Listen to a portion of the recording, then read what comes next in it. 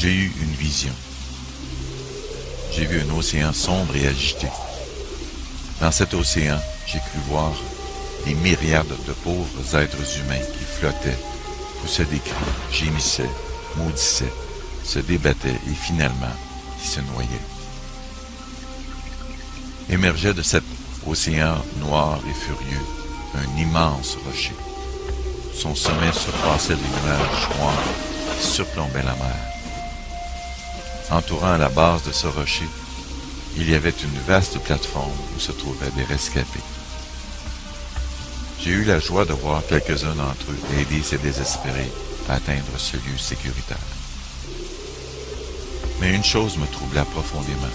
De tous ces gens qui avaient été sauvés de la mort, la majorité d'entre eux paraissaient avoir tout oublié. Plusieurs ne voyaient même plus cette mer en furie. Pire encore, ces naufragés n'étaient plus du tout préoccupés par ceux et celles qui se noyaient droit devant eux.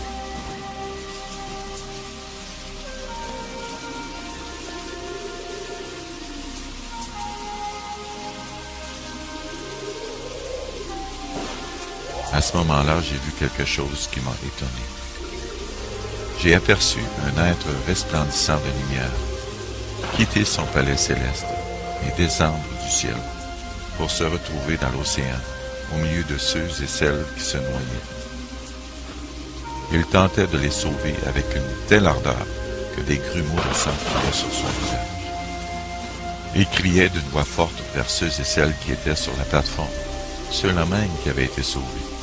Il leur disait « Aidez-les, aidez-les, il faut sauver tous ces gens qui périssent. » J'ai constaté avec tristesse que ceux et celles qui demeuraient sur la plateforme n'étaient préoccupés que par leur loisir, leur sécurité financière et par leur interminable discussion sur la religion. Ils ne voulaient pas entendre l'appel de cet être merveilleux qui était lui-même venu dans cette mer houleuse à la rescousse de cette multitude d'humains qui criaient, se débattaient et se noyaient dans la nuit. Puis, dans cette étrange vision, j'ai aperçu une scène tout à fait désolante. Ces mêmes individus qui refusaient d'entendre les cris de l'être merveilleux, ils étaient là à lui adresser leurs prières. Certains lui demandaient de venir vivre plus près d'eux pour qu'ils deviennent plus heureux. D'autres réclamaient qu'il apaise leurs doutes.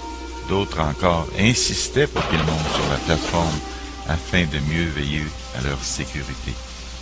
Ils voulaient être certains de ne jamais retomber dans cette affreuse mer.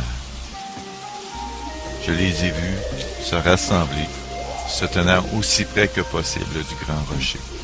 Ils regardaient vers le haut, où, selon eux, habitait l'être merveilleux. Mais pendant tout ce temps, celui qu'ils imploraient se trouvait dans l'océan, parmi ces pauvres gens qui se noyaient. Ils continuaient à les appeler d'une voix forte. « Venez, venez vers moi, venez et aidez-moi. » C'est à ce moment-là que j'ai compris le sens de la vision. Cette mer, c'est l'océan de l'existence humaine. Ces multitudes agonisant dans les flots, ce sont des milliers de gens de toute langue et de toute nation qui sont perdus à cause de leurs péchés. Le grand rocher, c'est le mont du Calvaire, là où Jésus est mort sur la croix. Les gens sur la plateforme sont ceux et celles qui ont été rachetés du péché et de l'enfer et qui affirment suivre le Christ. Cet être merveilleux qui est descendu dans l'océan, c'est le Fils de Dieu, celui qui est le même hier, aujourd'hui et éternellement. Il est toujours là, à l'œuvre pour sauver cette multitude qui s'enfonce dans les terribles profondeurs de la perdition. Sa voix résonne encore aujourd'hui, plus forte que la musique, plus forte que le tumulte de nos vies. Il nous appelle à le suivre, à sauver ceux et celles qui périssent. Toi qui as été rescapé des ténèbres de cet océan et qui demeures en sécurité sur le rocher, peux-tu entendre la voix de Jésus?